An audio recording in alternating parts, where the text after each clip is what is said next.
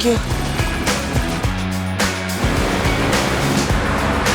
Ого-го. Все преимущества премиальной карты MasterCard снова мои.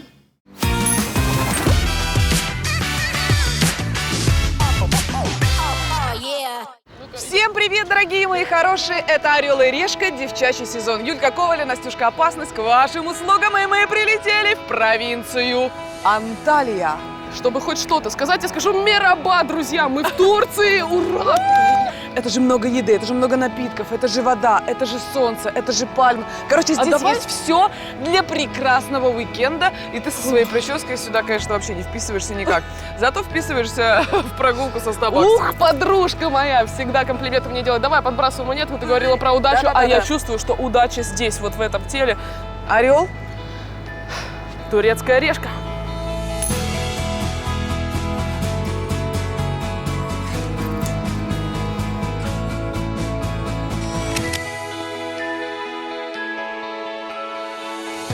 Настя, я готова за. К сожалению, турецкий орел. Мне очень жаль. Мне очень жаль. Турецкий орел. Это значит, что я буду шиковать, есть, пить и загорать. Иди уже! Как же я тебя хочу обозвать словом каким-нибудь. Ну ладно. Девушка, вы обронили. Девушка, вы обронили. Это ваше актерское мастерство. Возьмите. Возьмите, пожалуйста. А ваше актерское мастерство. Анталия – регион на юге Турции, омываемый Средиземным морем. Это один из самых популярных и туристически развитых уголков страны. Тут сосредоточено самое большое количество отелей, ресторанов и пляжей. Пришло время их заценить. Мераба, Анталия.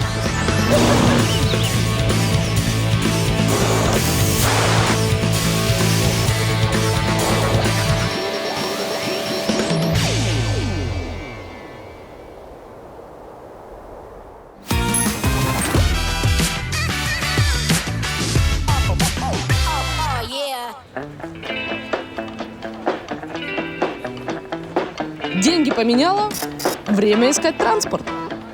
Анталия – курортный регион, поэтому такси здесь дорогое. Мой вариант – автобус. Осталось купить билет. Все на турецком. Окей. Ну, давайте зеленый нажмем, не знаю. О, один билет.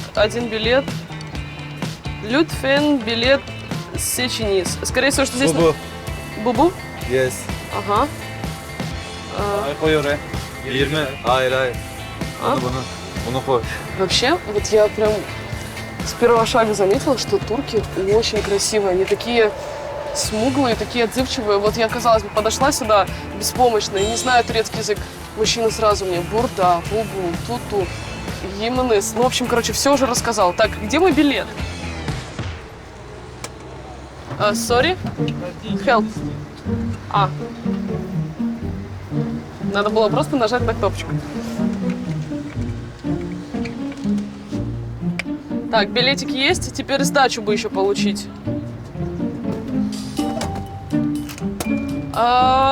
Эй, sorry. Change. Where is my money? I give 20. Okey. Change. I know, bilmiyorum. В смысле, бельмиорум? Алло. Ama vermedi. Я засунула туда 20 лир. Билет стоит 7 с половиной. А где остальные деньги? Эй, кнопка. И даже нет кнопки, что... 7,5 стоит сама карта. İçinde para kalmamış. А где деньги-то? Они на балансе, положите карту. Вот сюда. Сейчас баланс. Удобно, что в Турции? Вон они на счету. Ну-ка. 7,5 карта, 12,5 на счету. 7,5 это только карта? Это больно. Вот так за первые 5 минут я уже потратила $3. Для путешествия по Анталии я арендовала Mustang Кабриолет, один из самых снимаемых в кино автомобилей. Если верить статистике, он появлялся на большом экране более 3000 раз. Тачка классная, достаточно резвая и очень приятно в управлении. То есть ты абсолютно комфортно и в то же время очень дерзко себя ощущаешь. Это же отдых, это же Турция! Надо себя показать, на других посмотреть. Поэтому кабриолет это прям идеальный вариант. Для этого уикенда я выбрала запад Анталии, а именно самый лакшери-курорт региона – город Кемер. Туда я отправлюсь.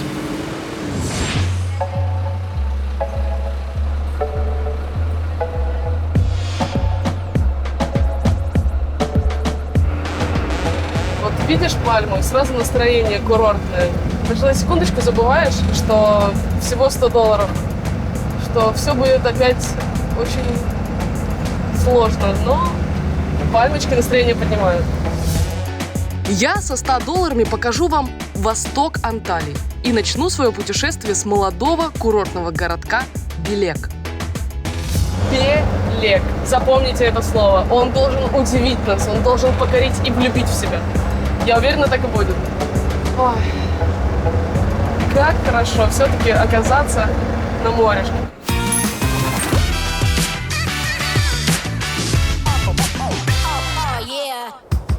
Через час я доехала до Кемера, но в сам город я заезжать не буду. А зачем? Ведь мой отель, по сути, является городом в городе. Макс Роял Кемера Резорт – это 160 тысяч квадратных метров пятизвездочного современного турецкого рая, на территории которого бассейны, пляжи, аквапарк, рестораны, кондитерские, магазины, спа-центры, спортзалы, детские зоны и, конечно же, шикарные номера и виллы. Ого, ого-гошечки, ого.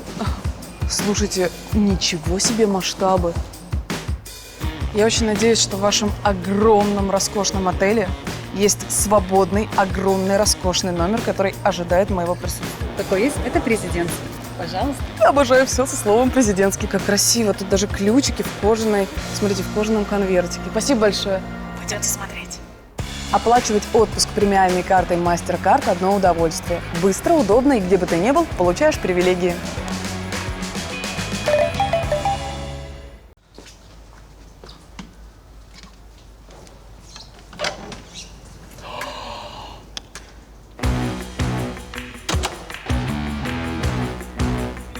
Если бы я сейчас была со $100,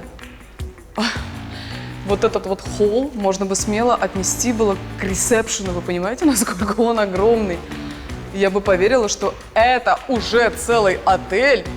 И мне сейчас нужно найти женщину, которая меня зарегистрирует в моем маленьком номере.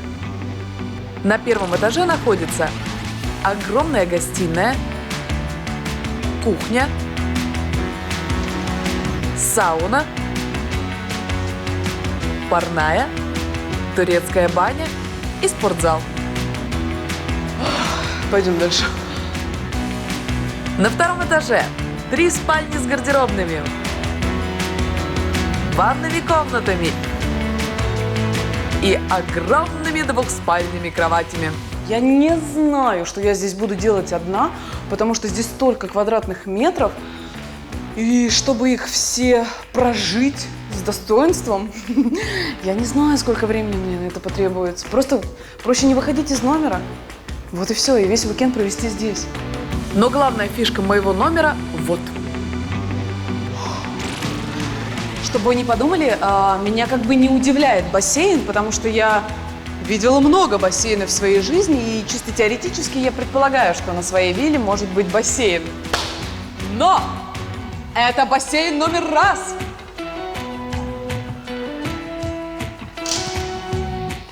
Там бассейн номер 2, который я думала, что это будет номер раз, а после бассейна номер 2 идет море! Офигеть, 2 бассейна, закрытый и открытый. Но и это еще не все. Козлы! Это редкое явление. Говорят, и вы сами это видите, с этих гор, с местных гор спускаются козлы, правда, потому что этот отель находится на горной местности. И мне говорили о том, что, смотрите, они по пляжу ходят. что отсюда спускаются козлы и как ни в чем не бывало гуляют среди людей. И это можно увидеть, потому что вот, пожалуйста, вот эти VIP-шные все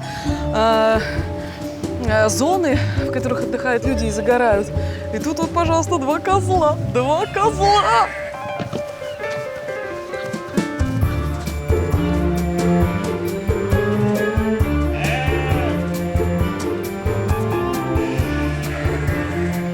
Привет, козлы. Я не хочу вас обижать, ни в коем случае. Если вы позволите себя погладить, то у меня для вас есть очень интересное предложение. В моем номере есть много капусты. Я не буду ее есть, я к ней не прикасалась. Она вся ваша, если дадите дотронуться до себя. Просто пальчиком погладить вашу турецкую шерсть. Пальчиком турецкую шерсть. Пальчиком турецкую шерсть. Козлы! Козлы! Если козлы думают, что они умнее меня.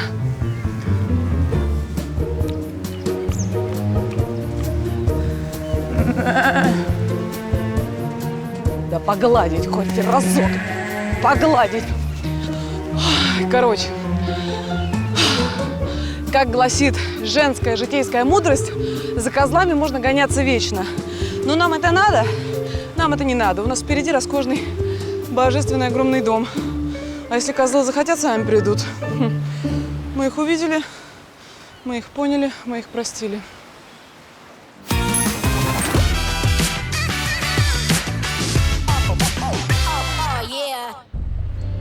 Тем временем я добралась до курортного городка Белек.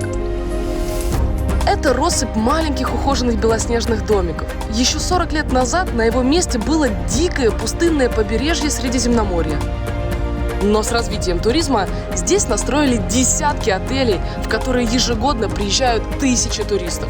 Но не сегодня. Здесь пусто, просто не души. Все закрыто, никого нет. Ну и, скорее всего, во всем этом виноват ковид. Абсолютно пустой город, вообще никого нет. Один человек сидит.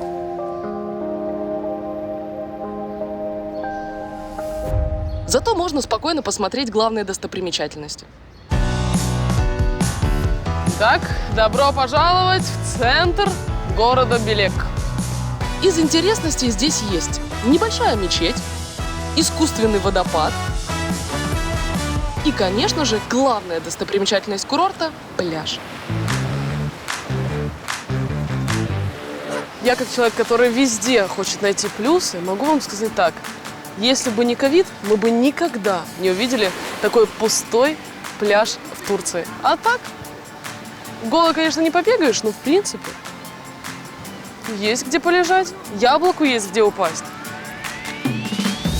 Центральный пляж Белека – это 8 километров песчаного побережья с развитой инфраструктурой, наличием всех удобств и мягким пологим входом в чистейшее Средиземное море. И можно вот так раз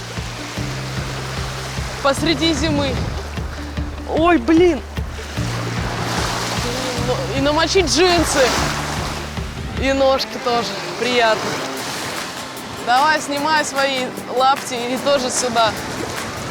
Ой, ой, как хорошо. Ой.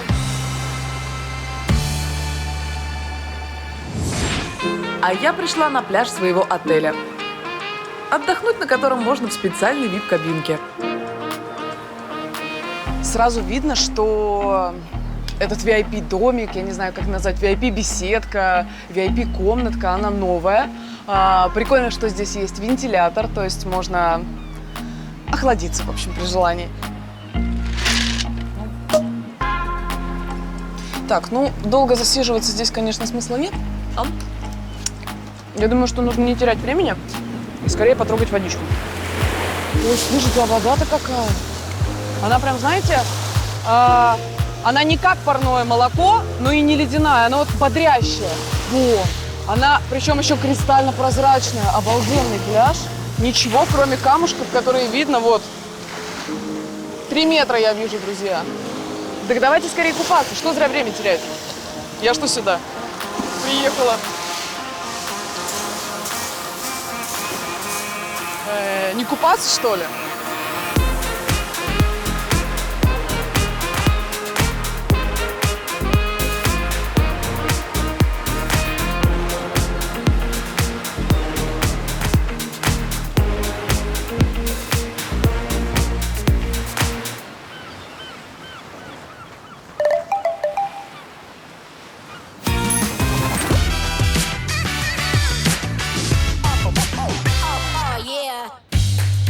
После Белека я отправилась дальше изучать Анталию.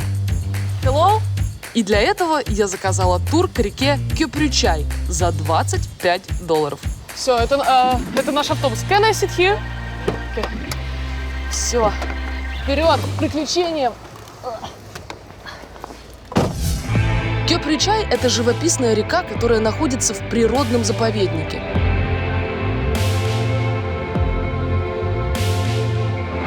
На ее берегах находится несколько каньонов, самый красивый из которых называется Тазы.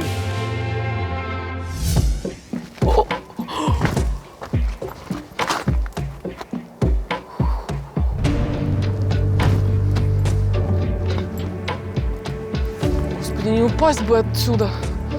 А то я с парашютом не прыгаю, а без страховки.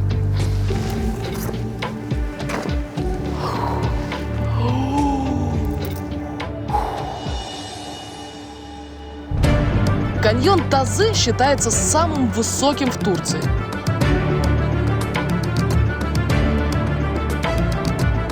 Он возвышается над уровнем моря на 400 метров.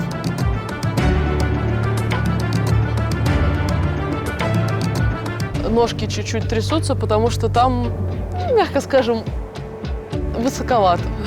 А еще это, наверное, самое красивое и захватывающее место в Анталии, которым можно просто молча наслаждаться часами. Слушайте, ну я клянусь, я понятия не имела, что в Турции есть такие места. Невероятной красоты места.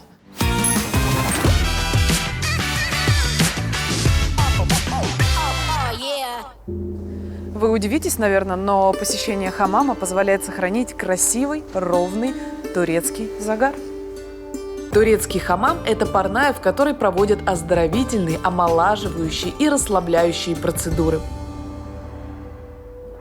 Я заказала процедуру «Мыльный массаж».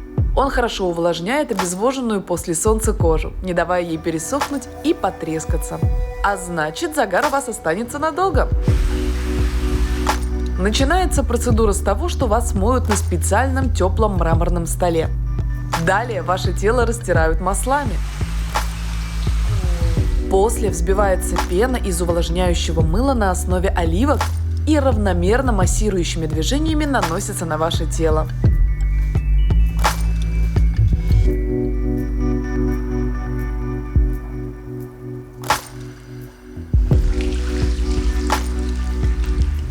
В общем, я не знаю, что там насчет сохранения загара, друзья, потому что я об этом загаре забыла буквально на 5-ю секунду, когда прекрасные барышни прикоснулись ко мне в 4 руки. Это настолько офигенно, это такой релакс, вы просто себе не представляете, какая атмосфера. И все здесь такое красивое, эти розы, ароматы. Вообще плевать на загар. Главное, что вы получаете за такие смешные деньги максимум удовольствия. Это полная балдеж.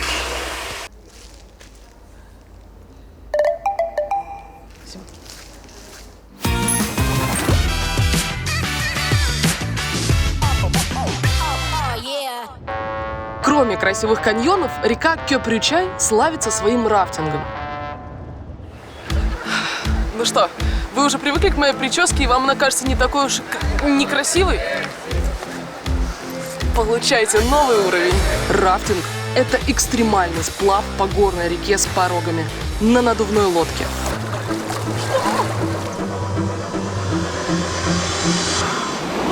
Что? Вот! Господи! О, что это?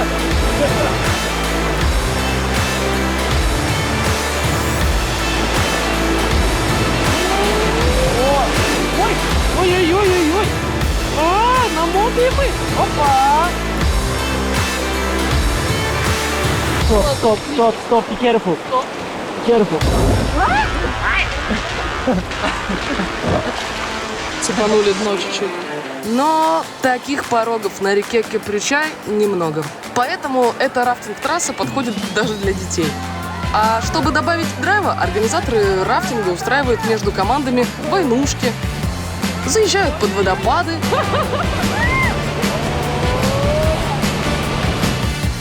и предлагают окунуться в холодную бурлящую воду.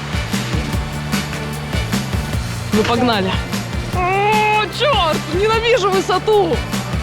Раз, два, три.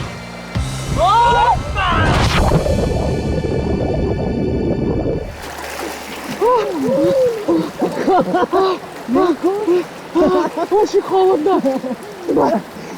А как я согреваться буду?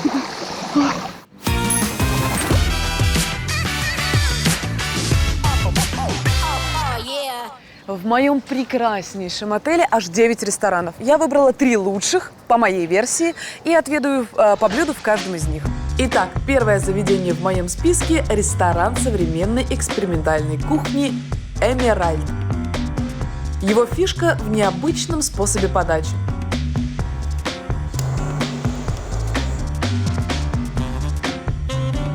А what's it smell? What is it? It is the herbs. Rosemary, thyme. Розмари? Yes. Слушайте, ну подача прикольная на самом деле. Они подожгли розмарин, и, собственно, его испарение выходит, видите, сквозь вот эти все мои прекрасные морепродукты. Ваше здоровье.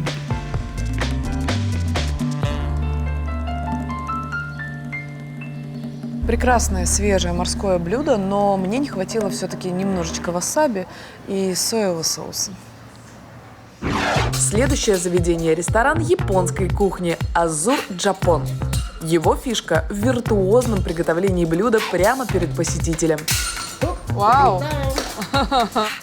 Ой, как ребенок на представлении. Масло! Огонь!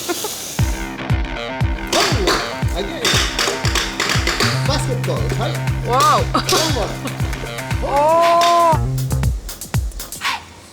Ну, выглядит он прям необычно, потому что я привыкла, лобстеры, они...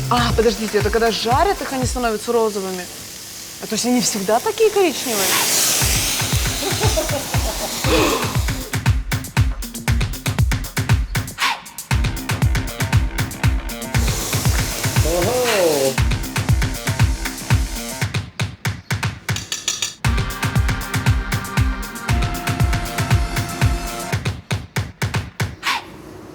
All right, madam. Thank you. Thank you very much.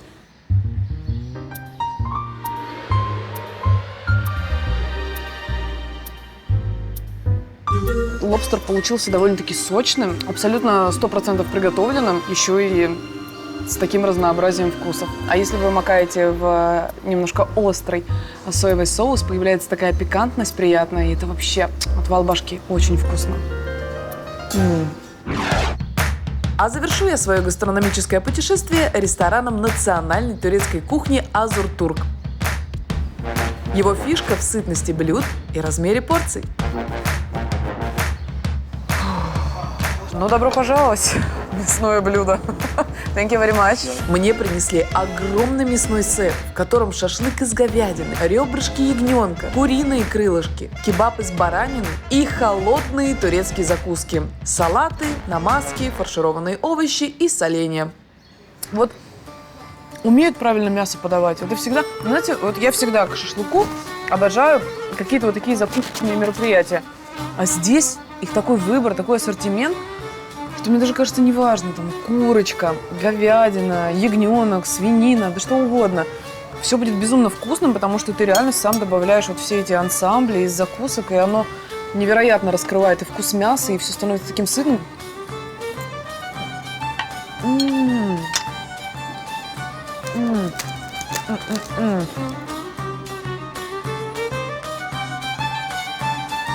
Турецкая шаурма Настюшки Ивлеевой и Кей Настюшки доброты. Оп,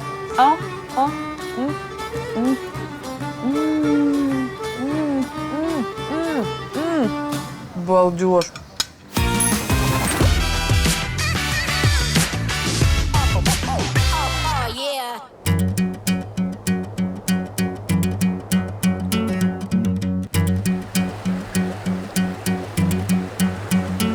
Здесь, прямо на берегу реки, очень много мест, где можно остаться на ночь в палатке. И я думаю, что это именно мой бюджетный вариант.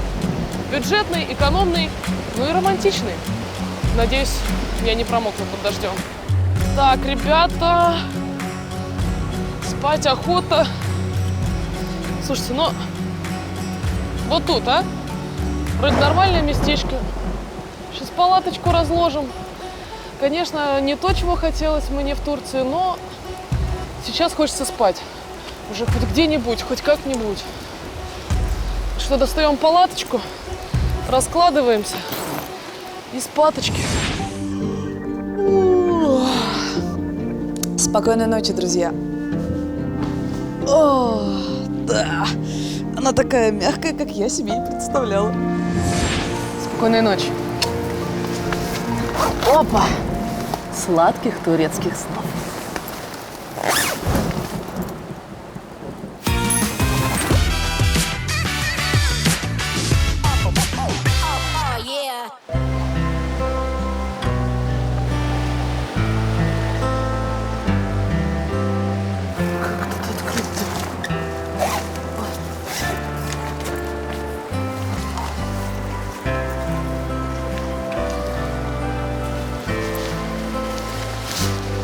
Ты уже сидишь. Во сколько ты просыпаешься, я не понимаю.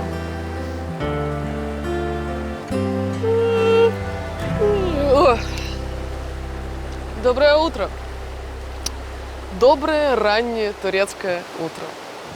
Чтобы согнать жирок первого дня, второй я решила провести активно. Активность первая – покатушки на водном мотоцикле, который может развивать скорость до 84 км в час.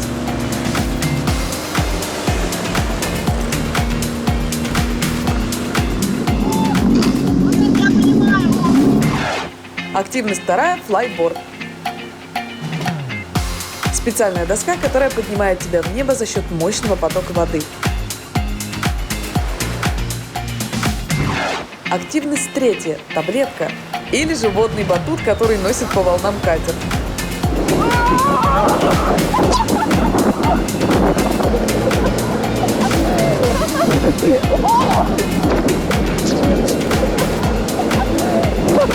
Слушайте, но эмоции кое-что вам запомнится на всю жизнь, друзья. Абсолютно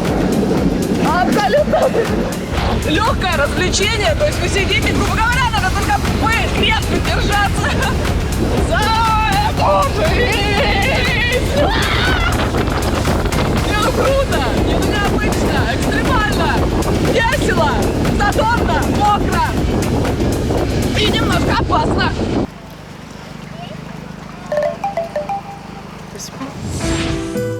На второй день я приехала к еще одной достопримечательности Анталии – водопаду Куршунлу. Бывают в путешествиях и такие моменты, когда ты ехал на водопад, а приехал вот сюда. Но здесь красивая стена. Мне вот я сразу так вот для себя отметила. И орущие дети. Кажется, я потеряла время зря. Но первое впечатление, как это часто бывает, оказалось обманчивым. Если подойти чуть ближе, взору открывается совсем другая картинка.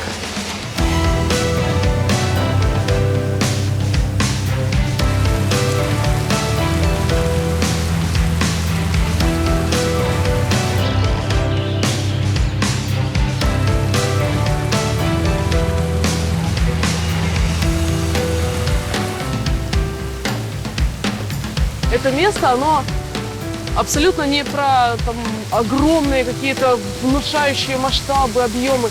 Это вот как-то больше про душу, что ли. Вот сюда вот прийти, если бы я жила в Турции, в Анталии, я бы просто сюда приходила, чтобы побыть наедине с собой. Вот серьезно.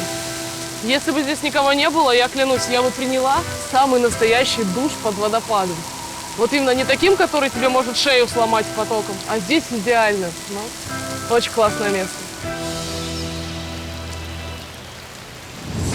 А я продолжаю свой активный отдых в Анталии. На очереди дайвинг. Дно Средиземного моря усыпано десятками затонувших кораблей. К одному из них я сейчас и отправлюсь.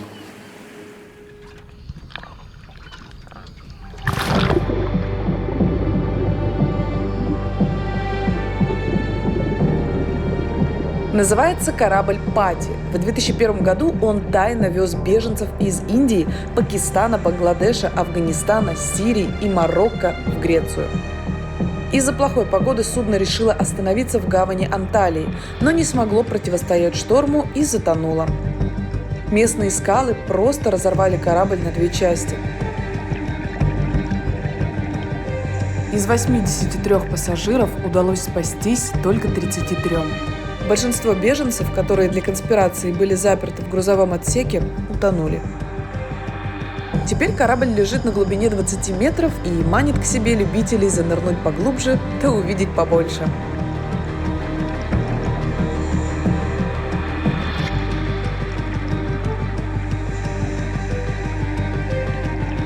Слушайте, ну это было круто, потому что как минимум корабль было хорошо видно, а все мы знаем, что дайвинг не всегда получается классным, потому что иногда вода бывает мутная, темная. Здесь было просто отлично. Еще таких масштабов, естественно, и ты понимаешь, что это реальная история, реально затонувший корабль. Это меня прям будоражило каждый раз. Короче, если будете думать, дайвить вам или нет, мой совет – дайвить. Это классно.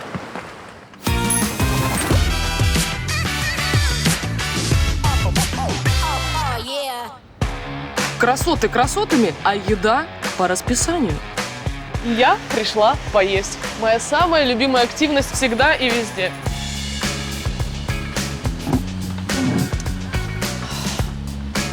У меня есть абсолютное убеждение в том, что турки невероятно вкусно готовят мясо. Я вот правда всю жизнь мечтала попробовать мясо, которое приготовили турки. Вот это вот в их этих, в этих вертелях. Forget about menu.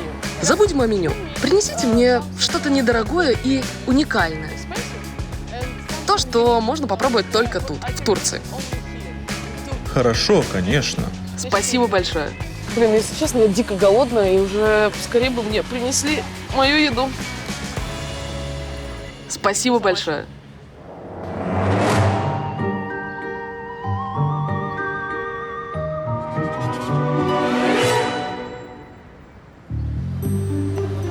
О, это отвратительно. Что они мне притащили? Какого блюда? У меня это блюдо. Что это такое? Алло. Простите, Да. а что это? Ширден. А? Ширден. Ширден. Оказалось, для меня приготовили редкий турецкий деликатес ширден. Это кишка молодого ягненка, набитая рубленым мясом, рисом и приправленная специями.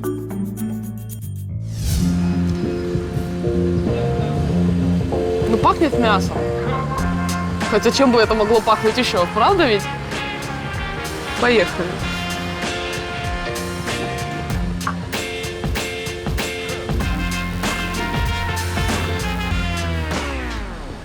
Фу. Фу, меня тошнит. Извините, пожалуйста. Там что? Ой-ой-ой! Фу. Кошмар. Извините, там... Это на вкус, как будто бы я съела кусок чьей-то какашки. Дайте мне воды. Water. Там все забегали, засуетились и запаниковали. Я прошу прощения, не хочу никого обидеть, но это невозможно есть, я не знаю. Дайте огурчиком хоть закушу. Оно не соленое, не острое. Это просто рис в очень оригинальной подаче. Ну, скажем так, вкусом на любителя. Только еще с огромным количеством бараньего жира. И поэтому оно еще и такое остается на лед, знаете, уже проглотил, а жир остался. Я думаю, что это тот самый случай, когда я сяду на диету. И поем огурчик. Она еще на меня и капнула. Ужас. Ну, сама виновата. Надо было просто шаурму взять.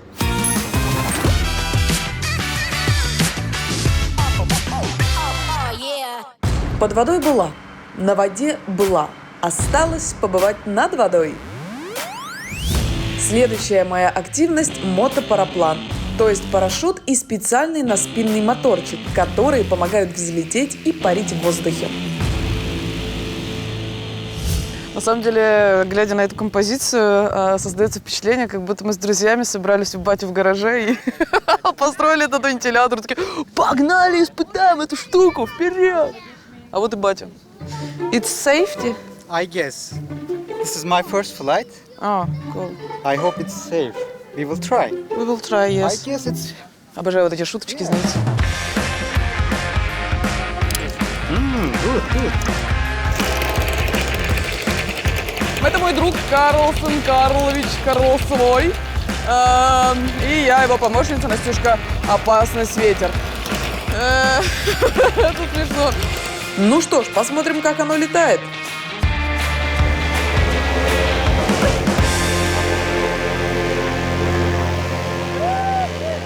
И оказалось, летает оно совсем не дурно. Обзор потрясающий, вид потрясающий.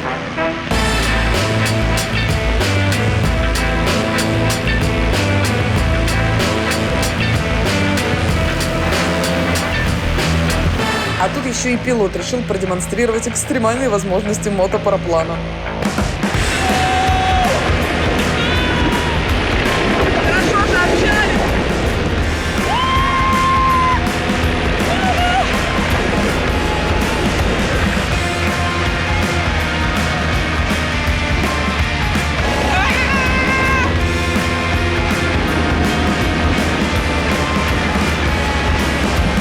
Меня немножко аж подташнивает. На самом деле, прикольная штука, но мы очень много экспериментировали в воздухе. И в какой-то момент меня уже начало, знаете, так мутить. Я думала, если еще пару кружочков мы сделаем, то я проблююсь.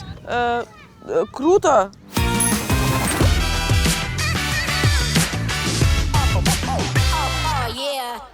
Заесть свою неудачу с шерденом я решила классическим турецким десертом. Приехать в Турцию и не объесться рахат лукума и других восточных сладостей – это криминал. Сахар появился в Турции лишь в 19 веке, поэтому, чтобы хоть как-то подсластить себе жизнь, местным приходилось брать то, что есть под рукой, и экспериментировать. Так из крахмала и сока фруктов получился рахат лукум. Рахат лукум дословно переводится как рахат – это наслаждение, удовольствие, а лукум – кусочки. Из сока граната, винограда и орехов вышла чурчхела.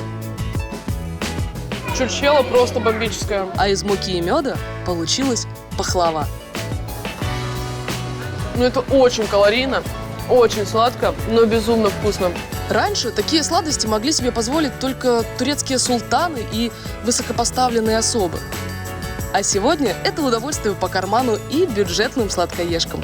Более того, в местных магазинах еще и наливают бесплатный кофе. Прям что как. Чтобы сладость не забивала рецепторы. Вот это местечко я надыбала.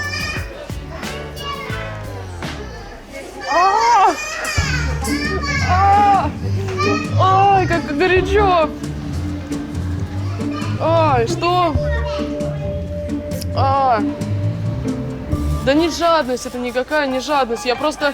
Мне было очень сладко, я хотела запить и забыла, что он очень горячий. Обожгла себе все. Эх, ладно, чуть-чуть жадности было.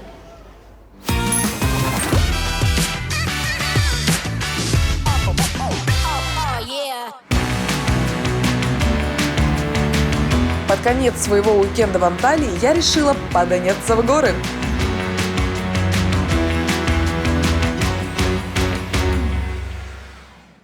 Самая высокая гора региона называется Тахталы. Добраться на ее вершину можно с помощью канатной дороги. Ой, боже, как красиво. Слушайте, как будто фильм какой-то. Вообще, это что, это как? Реально, как будто какая-то графика, спецэффекты, и мы... Что это, боже? Капец, как мы высоко, это очень стрёмно. Офигеть. Это тупо кинчик. 5 минут сквозь облака, и я на высоте 2365 метров над уровнем моря. Ой. Красиво как! Господи!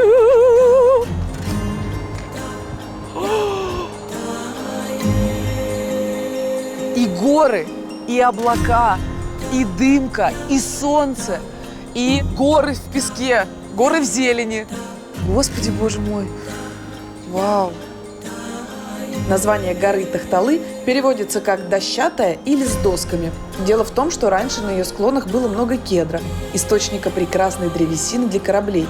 И эти деревья не рубил только ленивый. Сейчас вместо лесорубов сюда приходят туристы ради вот этого фантастического вида.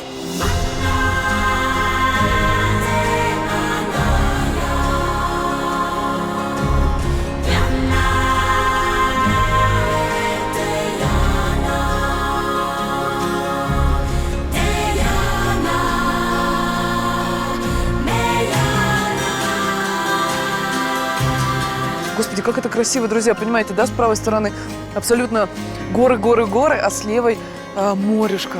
Господи, как красиво, это просто невероятно! Безумно красиво, господи. Я, если честно, не могу даже двух слов связать, чтобы описать вот это вот все в реал-тайме, вот в жизни, как это вот глазками все ощущается. Это какие-то ожившие фотообои, я не знаю. И, по-моему, это лучшее завершение уикенда в Анталии.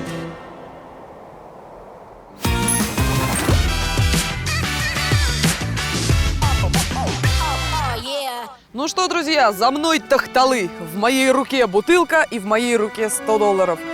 А дальше дело за вами. Если вы их найдете, то потратите. Или не потратите. Короче, $100 прячу для вас здесь.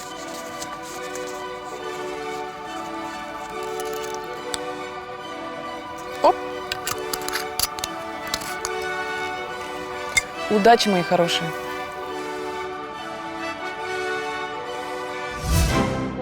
Ищите бутылку в Анталии на дороге, ведущей к канатке горы Тахталы. Останавливайтесь, когда справа от дороги увидите каменные уровни, ведущие в гору. Поднимайтесь на 9-й, и там под одним из кустов лежит заветный клад от Орла и Решки и Настюшки Ивлеевой.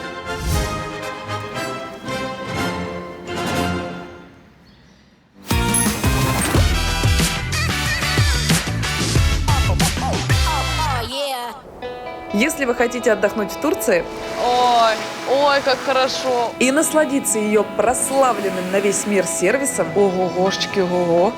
Но при этом увидеть больше, чем просто море и пляжи. Невероятной красоты место. Тогда провинция Анталия – это ваш вариант.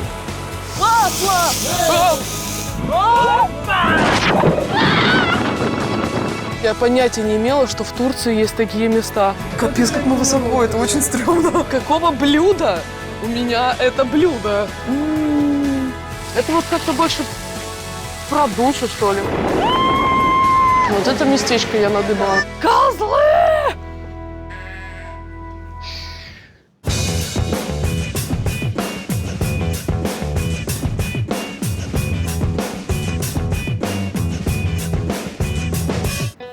Ой, слушайте, вечерочком на самом деле здесь прохладно, когда солнышко заходит, прям аж заставляет меня ждать. Таким турецким танцем тебе Добрый вечер, добрый вечер. Я уже замерзла, пока тебя ждала, Юлька. замерзла? Ну, конечно, блин, солнца нет, конечно, я замерзла. Так, подожди. У меня, по-моему, где-то...